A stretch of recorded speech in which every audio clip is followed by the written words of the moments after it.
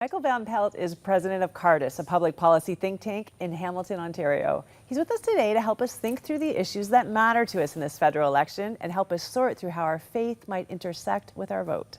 Thank you so much for coming today. Well, hey, it's great to be with you. Lots to talk about today. These are the really big issues that underlie the decisions that we make. And sometimes, our lives are busy and we don't always have the time to delve into it the way we should. So hopefully you're going to challenge us and inspire us today to think a little deeper about what we're doing and whether we're voting and how we're voting, without getting into particulars. Hey, let's take a crack at it. It is really important. Elections are this mechanism we've developed to honor democracy the best way we can. But it is the route to the winners and the losers. And they help us decide what legislation will happen in the future, what regulations are a part of our day-to-day life. They are the ones who will make appointments, Supreme Court appointments, and they're the ones who will determine what our spending will look like as a government. It's a big deal. You can hardly kind of turn a door in your day-to-day life without being influenced by some of those judgment calls that the winner of an election, despite the challenges and weaknesses of this process itself. So it's worth paying attention to. Yeah, and I think we feel empowered sometimes, like what is my vote really going to do? Like I can vote and then it'll go some way that I don't want it to go. But last election, so many elections were so close, within hundreds, even less than 100 in many of them. Yeah, it's interesting that you bring that up because commentators are suggesting that this election itself here is unique in many elections because it's the first time we've actually seen an authentic, close three-way race between all three parties. What that means is, first of all, it's very difficult to do forecasting. When you have three ridings in a first-past-the-post environment, this is technical, but it's important. How do you forecast who is winning? How does polling work and that kind of thing? I'm encouraged by that because it really gets down to asking, well, Cheryl, what is it that you use to help you decide the judgment you'll make when you go behind the ballot box? And I think we need to think about that and encourage people to kind of think clearly about the criteria they use for that. And so even before we get to criteria, do I vote for my local MP? Do I vote for the Prime Minister that I like? Or do I vote for the party that my parents have voted for and I've grown up voting for? Yes. How's that for an answer? Those are difficult questions. It goes back to this election process is the best we got. And to suggest that one of those, the candidate is either no, we can't think of that, or the party. Remember, the party is an after effect of the foundations of our Westminster system, which says we elect in a riding a particular member who goes to Parliament who works for us. So there are the foundations of our system that we want to honor. Right now, we've developed a system where our political parties and party discipline has forced certain directions. Add on top of that very sophisticated marketing and targeting of voters, those kind of things. That actually is a challenge to our electoral system, and we need to think through. That. So any one of those. Or even on single issues. Say, I'm only voting because of policy issues. Well, a lot of people of faith in are in that position, right? They might feel very passionately about a life issue or, some sort of issue. And then they're just picking, is that too simple to say, I'm just going to pick the guy who agrees with me on that one issue? Yeah. In today's world, it is too simple for a couple of reasons.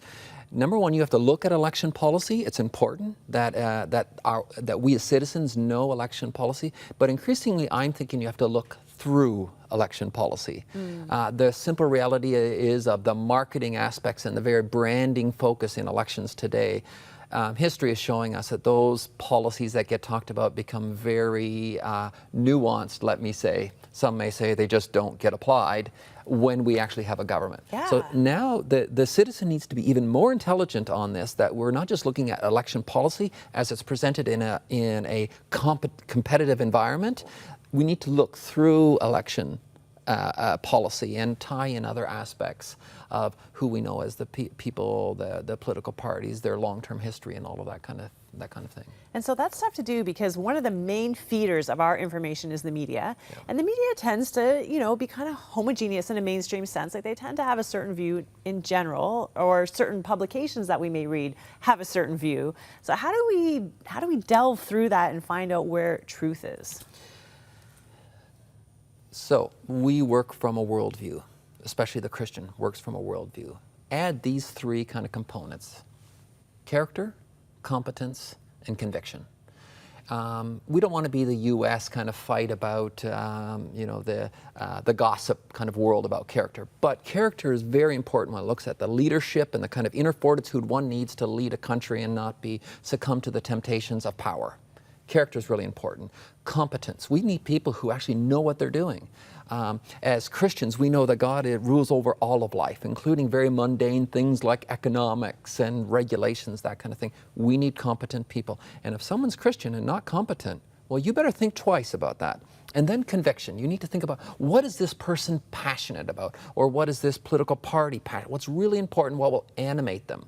Because what will animate them kind of gives you that direction of how they will comport themselves and prioritize themselves in the future.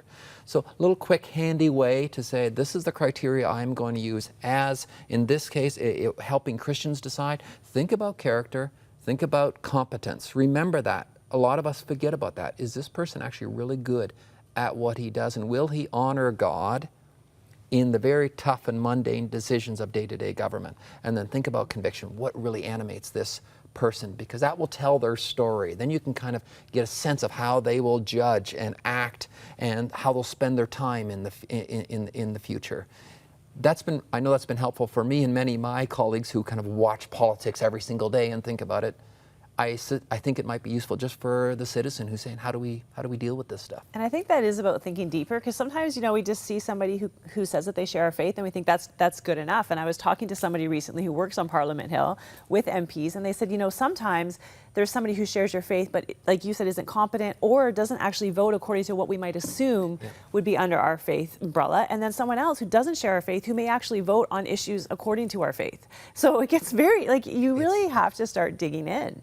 Oh, and I've talked to many members of Parliament who deeply struggle with this. How do I employ my Christian convictions in an environment where I do not have full power, where I have to work in the context of a political party, where I need to see the long picture? Do I make a compromise here because I might have other opportunities here? Oh, can we even talk like that? So it's the rough and tumble of politics day to day.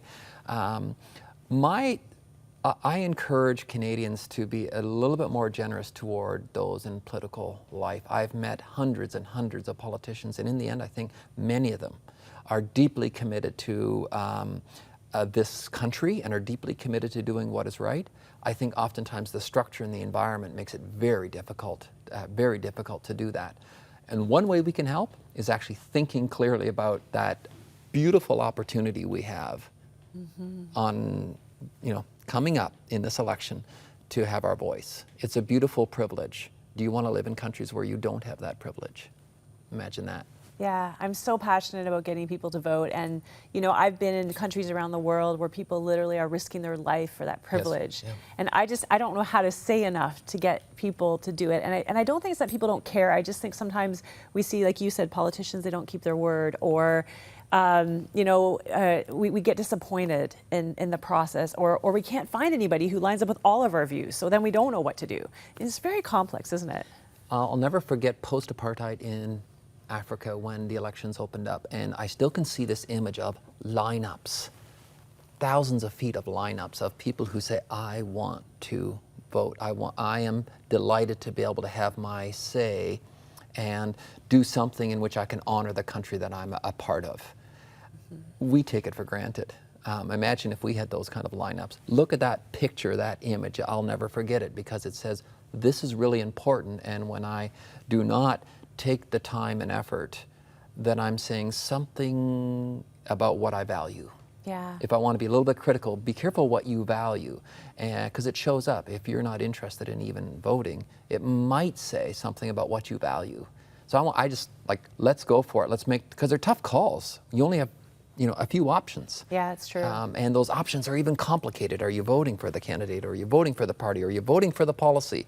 You need to have the wisdom of Solomon to figure some of this out. And that's prayer for sure. is part of that for sure. And it wasn't too long ago in this country that women couldn't vote. So I remember that. Thank you so much for coming here today. We're out of time, but I love this discussion. Thank you for talking about this.